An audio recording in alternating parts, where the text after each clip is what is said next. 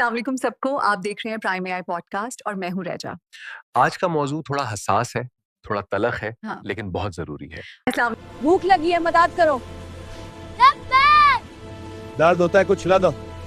अल्लाह के नाम पे दे दो, मेरी अम्मी का ऑपरेशन है, मेरी बहन की शादी है। ये जुमले हम सब ने सुने हैं। सड़कों पर, सिग्नल्स पर, बाजारों में, हर जगह। पीछे कोई मुनज़्ज़म माफिया है। इसी मौजू पे बात करने के लिए हमारे साथ मौजूद है नासिर साहब। वालेकुम अस्सलाम रैजा, और शुक्रिया मुझे बुलाने का।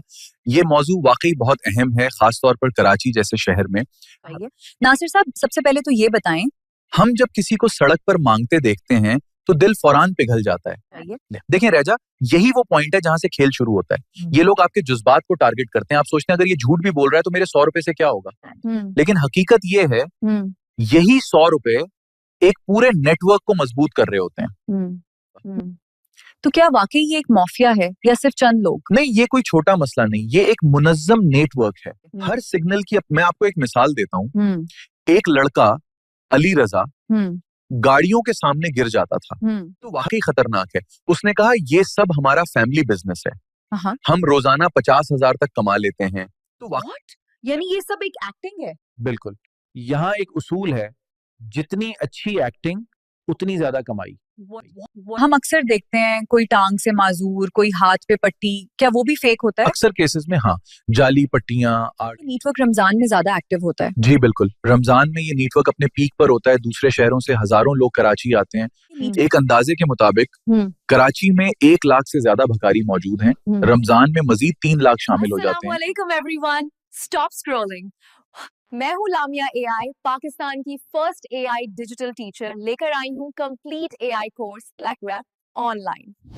फ्यूचर एआई का है और अगर आप एआई नहीं सीख रहे तो आप पीछे रह सकते हैं। लिमिटेड सीट्स हैं, अभी डीएम करें और अपनी सीट कंफर्म करें।